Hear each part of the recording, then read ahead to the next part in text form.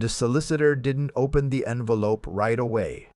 She set it on the desk between us, smoothed the edge once with her thumb, and looked at me the way people do when they already know what's inside and aren't sure you're ready for it. "Before I show you this," she said quietly, "I need you to understand that your father planned this very carefully. He knew exactly what he was doing. I was 63 years old. I had buried my father 4 days earlier, and I was sitting in a law office in Sudbury, Ontario, wondering why my daughter hadn't returned a single one of my calls since the funeral. That was the part that should have told me everything. But I'm getting ahead of myself. My name is Gordon Achebe. My father came to Canada from Nigeria in 1974, settled in northern Ontario, and spent 40 years working in mine administration until his back gave out and his vision started to go. He raised me and my younger brother in a semi-detached on Lorne Street, 2 blocks from a church he never missed and a library he visited every Thursday. He was not a man who wasted words or money. He bought the same brand of instant coffee for 30 years. He wore his winter coat until the lining separated at the shoulder seam. Then he sewed it back himself. He used to say, "You don't need to be loud to be heard. You just need to be right." I am 63. I work part-time now, bookkeeping for a small electrical contractor in the valley. My knees have opinions about stairs. My truck has rust along the wheel wells I keep meaning to deal with. I live alone in a bungalow outside of Sturgeon Falls. Nothing fancy, but it's mine, paid off, which my father considered a serious achievement. My daughter lives in Calgary with her husband and my grandson. We talk on the phone every Sunday, or we used to. My son never moved far. He's in Sudbury, 20 minutes from where we grew up. My father passed in late November. He was 81. The last 2 years had been hard on him. Not his mind, never his mind, but his body had started making decisions he disagreed with. He moved into a care home in 2021. A decent one on Paris Street, and adjusted the way he adjusted to everything, without complaint, with a list. My daughter organized the funeral arrangements. She's good at logistics, always has been. She flew in with her husband and coordinated with the funeral home, the church, the catering. I stood in the receiving line shaking hands and listening to people tell me what a good man my father was, which I already knew, which almost made it harder. After the service, we gathered at my daughter's old bedroom. She was staying in my brother's place, and her husband made himself busy talking about the estate timeline. He does something in financial planning. He uses the word portfolio the way other people use punctuation. He mentioned twice that these things get complicated quickly and that the family should stay aligned. I didn't know what that meant. I assumed it meant well. I went home that night feeling empty in the specific way grief empties you, not hollow, but scoured, like something has passed through and left everything clean and bare. 3 days after the funeral, I went back to my father's room at the care home to collect his things. The staff had been kind enough to wait. His room was small. A bed, a dresser, a photograph of our mother on the windowsill, a folding table he used for his crosswords. In the closet, behind a stack of folded shirts, was the tin he'd kept for as long as I could remember. Rectangular, blue, with a faded image of a lighthouse on the lid. He'd used it for buttons when I was small, then for receipts, then for things I didn't ask about. He'd mentioned it to me months earlier on a Sunday call, in that careful way he had of not quite saying things directly. The blue tin, he'd said almost to himself. Don't let anyone make decisions about the blue tin before you've had a look. I hadn't thought much of it at the time. Now I took it off the shelf and set it on the bed. Inside was a small bundle held together with an elastic band, a folded letter, a bank card for an account I didn't recognize, and a handwritten note on the back of an old crossword page. The handwriting was his, deliberate, slightly cramped, always legible. Don't discuss this with your daughter's husband. Go to the bank first. Go alone. I read it twice. Then I sat on the edge of my father's bed for a long time, looking at the lighthouse on the tin. My father was not a man who wrote things like that. He didn't do drama. He didn't deal in mystery. If he'd written those words, it was because he meant them exactly as they appeared. On the drive back to Sturgeon Falls, my daughter called. I let it ring 3 times before I answered. She asked how the room looked, whether there was much to sort through, whether I'd found the paperwork for the prepaid funeral plan. Her voice was efficient, helpful sounding. I said I'd found a few things, nothing urgent. There was a pause. "Did you find anything in the closet?" she asked. "Casual. Too casual. Some old shirts," I said, "a 10 of buttons." Another pause. "Okay," she said. "Her husband thinks we should meet this week to go through the financials, just to get ahead of it." I said that sounded fine.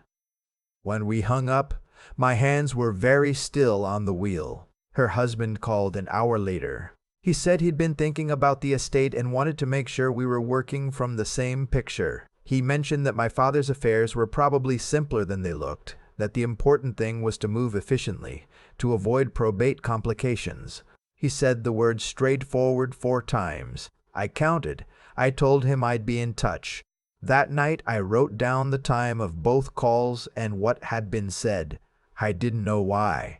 It just seemed like the kind of thing my father would have done. The account number on the bank card was for a branch of a credit union in Sudbury, not the one my father had used for his daily banking, a different institution entirely. I drove down the next morning without telling anyone. 45 minutes on the highway, frost still on the fields, the radio off. I needed the quiet. The branch was on Notre Dame Avenue, older building, small parking lot. I went in with the card, the note, my father's death certificate, and my own ID. The teller who helped me was polite, youngish, and when she typed in the account number, her expression shifted almost imperceptibly. She said she'd be just a moment and walked to the back. I waited 11 minutes. I watched someone else deposit what looked like a stack of checks. A man in a heavy jacket argued pleasantly with a teller about whether he'd remembered his PIN. Everything was ordinary except for the sound of my own pulse. A woman came out from behind the glass partition, mid-50s, hair pulled back, glasses on a chain around her neck. She introduced herself as the branch manager, Lorraine Thibodeau. She shook my hand firmly and asked if I would come with her. Her office had a whiteboard with numbers on it that nobody had erased, and a spider plant on the windowsill that was doing its best. She closed the door. She sat down across from me and set a printed document on the desk between us, face down. "Mr. Oshabe," she said, "your father opened this account in 2019. He was very specific about the terms." She paused, studying me. "I want to make sure you're prepared for what I'm about to show you." I told her I was. She turned the paper over. The balance was $487,000. I'm not a man who shows a great deal on his face. I've been told this, usually not as a compliment. But I felt the room do something strange, a kind of sideways lurch, like when you step off a curb you didn't know was there. My father had retired on a public service pension. He had sewn his own coat. He had never once in my living memory ordered anything extra at a restaurant. "I don't understand," I said. "There's more," Lorraine said. She explained that in 2022 someone had contacted the credit union claiming to be acting under a power of attorney on my father's behalf. The documentation they submitted had been professionally prepared, the forms were correct, the notarization appeared legitimate. But the credit union's compliance officer had flagged an irregularity in the supporting identification, and the transfer request had been denied pending further verification. The person on the other end of the phone had not called back. The account had been quietly placed under an internal watch status. The compliance note in the file was dated 18 months ago. Who submitted the power of attorney? I asked. I already felt the answer somewhere behind my sternum, the way you sometimes know a thing before it arrives. Lorraine turned the monitor slightly so I could read the name on the document. My son-in-law's name, his signature, his letterhead from his financial planning firm. I sat with that for a moment. Lorraine let me. She was good at that, I noticed. She didn't rush to fill silences. I need to make a few calls, she said. I want you to wait here. She stepped out. I looked at the spider plant. I looked at the numbers on the whiteboard.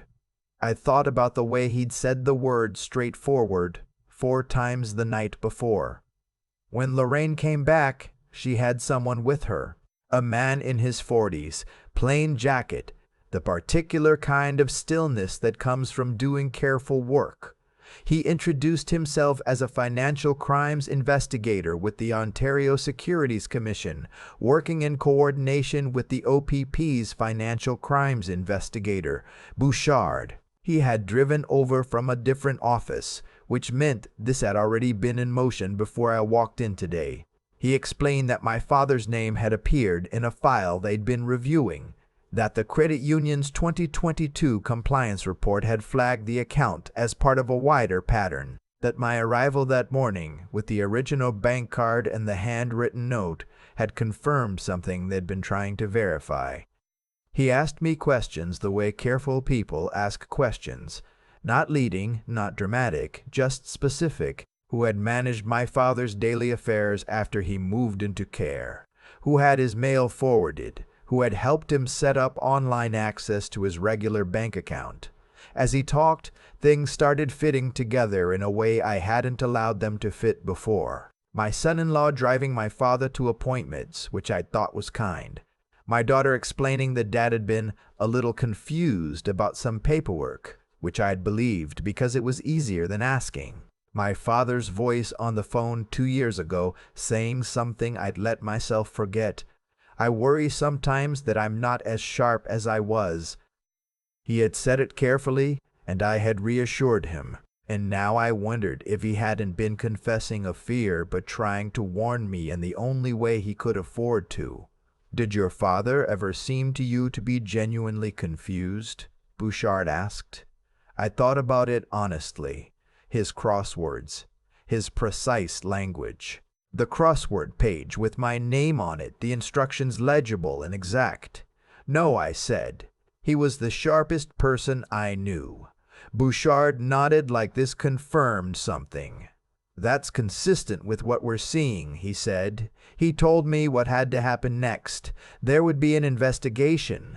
I was not to confront my daughter or her husband. I was not to mention the account, the credit union, this conversation. If they suspected I knew something, documentation could disappear. I would need to continue as normally as I could manage. He said it gently, but it was still one of the hardest things anyone has ever asked me to do. I drove home in the same silence I'd driven down in, but a different kind. Heavier. The fields were the same. The frost had burned off by then. That evening, my daughter called to finalize the meeting time for the estate discussion. I said Thursday worked for me. Her husband texted afterward, "Looking forward to getting this sorted out together, Gordon." I set the phone face down on the kitchen counter and stood there for a while looking at nothing. I thought about my father alone in that care home room, filling out crosswords, watching his accounts, writing careful notes on puzzle pages he knew I'd find. I started keeping a log, dates, times, exact words. My father's habit, not mine. But I understood now why he'd done it. A record is the thing that survives the story. You write it down not for yourself, but for the version of the truth that has to live past the moment. The days between that conversation and what came next were some of the longest of my life. I sat across from my son-in-law at a Tim Hortons on the Thursday, nodding while he drew a diagram of the estate on a paper napkin, and I thought about the spider plant in Lorraine's office and whether it had enough light. I said very little. He filled the silence easily, which I noticed he was good at. My daughter watched me in a way she probably thought was subtle. She asked twice whether I'd found anything unusual in Dad's belongings. I said the care home had been tidy, that there wasn't much. She told me she thought we should go through his regular bank statements together, just to make sure nothing had been overlooked. I agreed. I smiled. My jaw ached from it later. Investigator Bouchard called on a Tuesday afternoon. "We're close," he said. "The warrants are in process." He explained that the investigation had widened. The power of attorney submitted in 2022 had been traced to a document template purchased through a service my son-in-law's company used for estate planning clients. There were emails, timestamps, references to my father's capacity that had been written down before anyone had formally assessed it. He had been pre-labeled as declining so that the label would be available when it was needed. My father had seen it coming. He had opened a separate account at a different institution in 2019, before the care home, before the power of attorney, before any of it. He had been moving money quietly, monthly amounts, small enough to avoid automatic flags, into an account with a beneficiary designation that bypassed the estate entirely. He had done it alone, or nearly alone. There was one person who had helped him, Lorraine told me later, a teller at the credit union named Archie, who had been his contact for 3 years, and who had never once called my daughter or her husband back when they inquired. "Your father asked him not to," Lorraine said, and Archie listened. The warrants executed on a Friday morning in February. I was in my kitchen when Bouchard called. "It's going," he said. "Stay home." My son-in-law was at his office when 2 OPP officers walked in. My daughter was in Calgary. The search warrants covered his business records, his personal devices, and 3 email accounts. A forensic accountant was brought in by afternoon. I didn't feel relief. I felt old and tired. And something else underneath that I didn't have a word for yet. My daughter called me from Calgary that evening. She cried. She said she hadn't known the full extent of it, that her husband had handled it, that she'd trusted him. I listened for a long time. I didn't say anything that wasn't true, and I didn't say everything that was. There are some conversations that happen too soon to be useful. In the weeks that followed, the picture assembled itself the way these things do, piece by piece, in the dry language of financial disclosures and witness statements. My son-in-law had been systematically diverting funds from 4 elderly clients over 6 years. My father was not the only one. He had built a small structure of shell companies and routing accounts, nothing sophisticated, just patient, the estate planner's version of a slow leak. He had identified my father as a candidate in 2018 after helping him update his regular will, and had spent a year building trust before making his first attempt at the credit union. What he had not counted on was my father's arithmetic, or his stubbornness, or the fact that a man who has spent 80 years measuring things carefully does not stop just because someone tells him he's confused. I met with the solicitor, the one from the beginning of this, the one who'd known before I did, about 6 weeks after the warrants. Her name was Judith Haas. She had been my father's lawyer for 15 years. She was the one who'd helped him set up the beneficiary designation on the credit union account. She was the one he'd trusted with the sealed letter. She set it on the desk between us, as I said, and she told me he had planned carefully. When I finally opened it, the paper inside was folded in thirds. His handwriting. Gordon, if you're reading this, the account found its way to you, which means you didn't let it go. Good. That's all I needed you to do. I'm sorry I couldn't explain while I was here. There are some things that only work if they're done quietly. The money is yours. Use it for something solid, and don't be angry for too long. Anger is expensive, and I raised you to be careful with money. I love you very much. Dad. I folded it back along the same creases and held it in both hands for a moment. Judith didn't speak. She was very good at silences, too.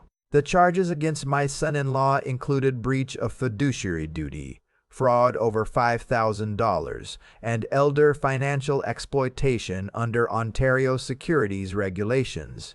He pleaded not guilty, which his lawyer advised, and then guilty. 8 months later, when the emails became unavoidable. The sentence was 4 years federal, plus full restitution to all 4 affected clients, plus a permanent ban from the financial services industry in Canada. My daughter did not attend sentencing. She had filed for divorce by then. She called me the night after the judgment came down, and we talked for a long time, longer than we'd talked in years. Some of what she said I believed. Some of it I was still deciding about. She is my daughter. She is my daughter. She is also a person who had access to information she chose not to look at. Those two things are both true at the same time, and I've stopped trying to make one of them disappear. My son and I drove out to my father's old house the following spring. It had been rented since he went into care, and we went through what was left in the garage. His tools were organized the way they'd always been, by type and size, each one hanging in its proper place. In the middle of the pegboard, he'd left a gap where a hammer had been. The hammer was in the back of the truck. He'd given it to me years ago, and I'd forgotten until I saw the gap. I took the blue tin home. I put it on the shelf in my kitchen where I can see it from the table. There's nothing in it now except the crossword page with his note, which I've kept.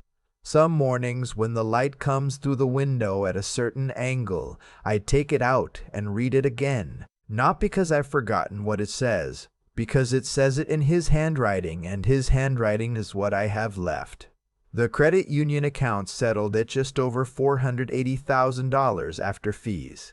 I did not feel rich when the transfer cleared. I felt, as I said, steady, like a house that has had its foundation checked and found sound. I paid off what remained on my son's mortgage without telling him how much it would be in advance, which was one of the better conversations of my life. I set aside enough to stop worrying about the kind of things I'd been worrying about. And with the rest, I did what my father suggested, something solid. There is a community center in the Sturgeon Falls area that runs a program for isolated seniors, rides to appointments, phone check-ins, help navigating the paperwork that piles up when you're old and the systems aren't designed for you. I made a donation significant enough to fund it for 3 years. The program coordinator cried when I told her. I told her not to thank me. I told her to thank a man who had spent his last years doing his bookkeeping alone in a care homeroom, making sure the numbers would outlive him. I still drive the same truck. The rust is still there. My knees still have opinions.